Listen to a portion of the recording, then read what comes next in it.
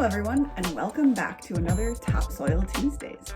If you're new to the channel, hello and welcome. I am Shamanism, otherwise known as Emily, hence EmOrganically, and here on the channel, I hope to help you grow anything and everything, including yourselves.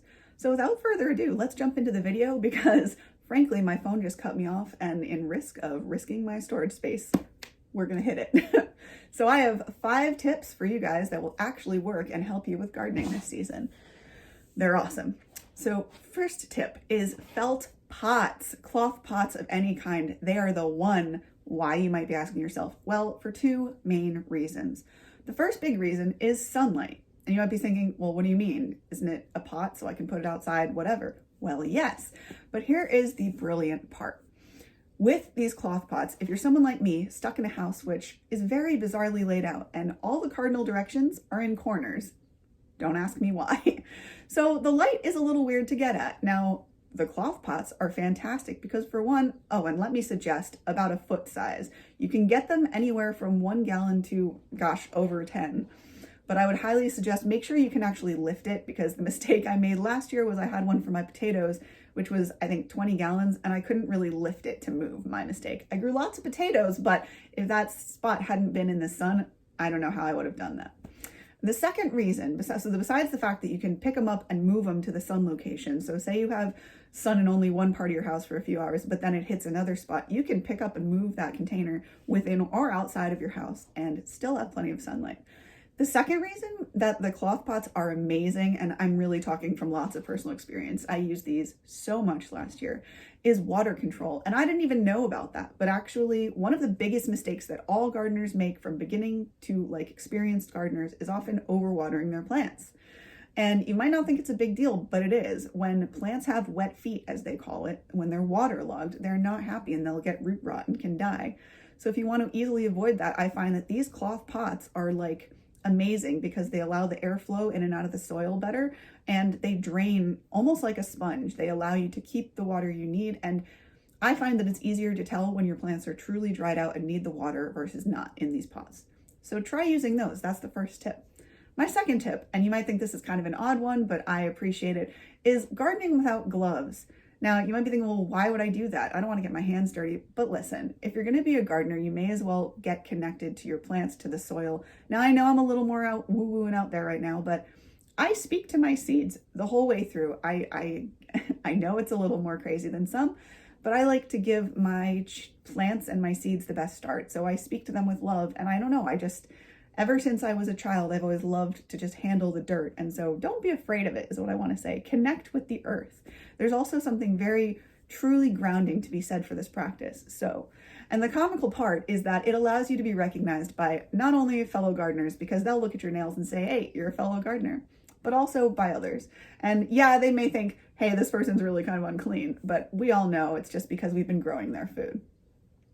So the third tip, and also one that I've been using obsessively ever since I discovered it, is rather than, you might be familiar with when you have a pot like this. Now, I don't have a terracotta pot right now because of the virus and things, but this does actually have drainage too. I personally prefer these bottoms to be separate, but this one does have a hole in the bottom. So what you can do is you can take a sponge like so, and you chop it up and put it in the bottom there of this, not like this, but you would put it in the bottom, chop it up into say 1-inch squares or whatever you saw fit.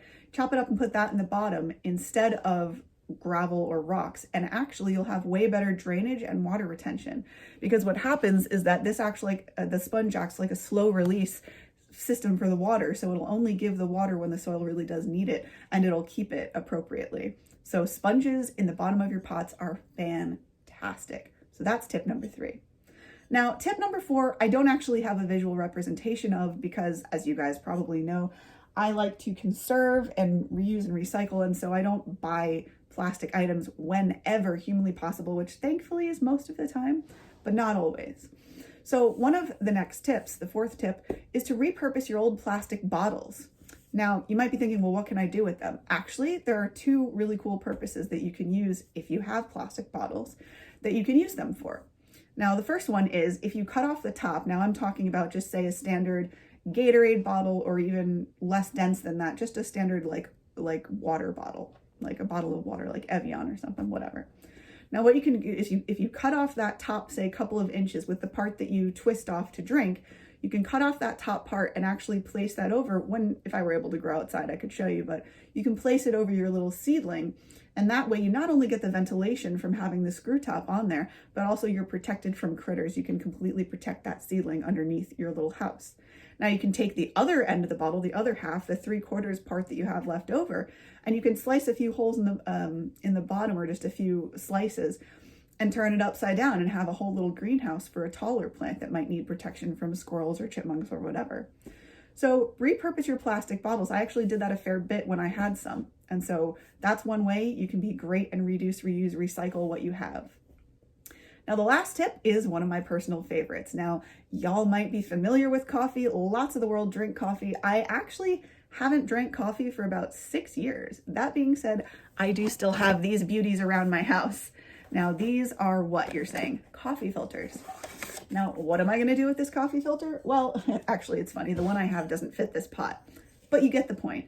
So what you do is, let's say, instead of using the sponge method, something you also can do is to just, and yes, I have one of the ones because I used to have the real, what is it, low key, you know, the ghetto coffee maker. Anyways, so you would put this in the bottom of your pot. Let's pretend that it fits. It doesn't fit this one, but you would nestle that in there, open it all the way up like this, and just tuck it down in the bottom of a terracotta pot. You know, like, again, I know this doesn't fit, but you would extend it all the way in the bottom. And then you would fill your soil all the way into that. So again, ideally you'd want to get appropriate ones or have appropriate ones.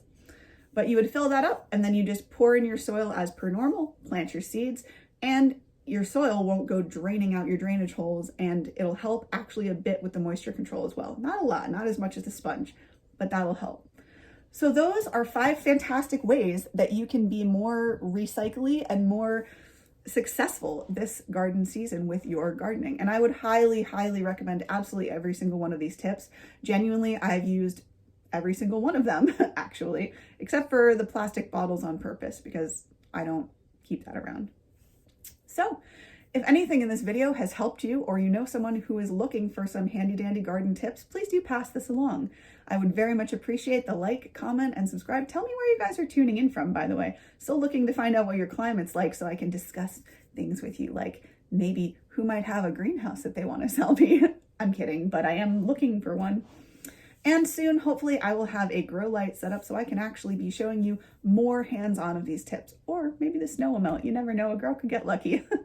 That being said, it's almost March and we just got more snow and ice last night. So with the blessings of the universe, hopefully the weather will be warming up and turning springy soon. So with that, that is the end of today's Topsoil Tuesday. I really, really hope that these tips opened your eyes to some ways that you can reuse your trash or old things like sponges that you might not need anymore in a way that is absolutely beneficial to not only you, but your plants. So with that, I will see you guys for, what did I call it? Thirsty Thursday. Sorry guys, I'm still getting used to what I called everything. I will see you on Thirsty Thursdays, where we discuss health and wellness. So take care of yourselves, guys. Stay warm. If you're having weather like today, it's raining and icy and cold. Stay warm. Be grateful for everything you have. Make sure you stop and say thank you for absolutely any blessings in your life. And with that, I will see you guys in the next video. Thank you so much for tuning in. I will see you soon. Much love. Bye.